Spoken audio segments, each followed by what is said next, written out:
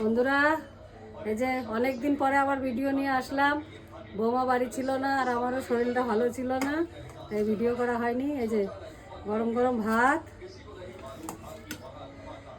একদম গরম। একটা কাঁচা লঙ্কা দিলাম, মাছ ভাজার সাথে খাওয়া হবে। ধনে পাতা বাটা, আর এই যে ইলিশ মাছের, সর্ষে ইলিশ, আর হয়েছে ভাজা মাছ, ইলিশ মাছ ভাজা আর ইলিশ মাছের তেল। আর তোমার দাদাভাই সেরকম একটা বেগুন পছন্দ করে না, তাও 1 পিস বেগুন ভাজা দিচ্ছি। সিম বটি,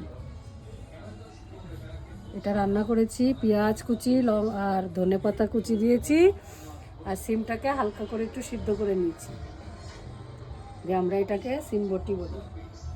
আগামীকালের পেঁপের চাটনি আছে, এই যে পেঁপের চাটনি,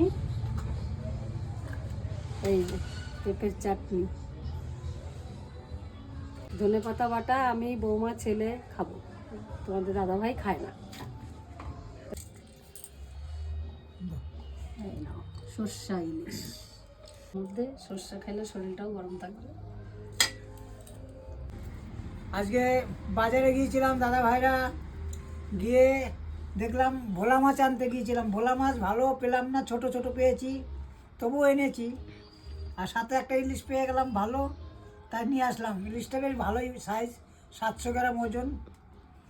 ইলিশটা একটা ভাজা খেলাম, খেতেও ভালো লাগলো।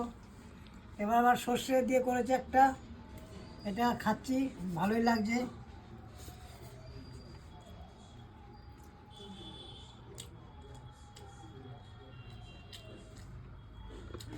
ঠান্ডার দিনেও ইলিশ ভালো লাগে যদি রান্না ভালো হয়।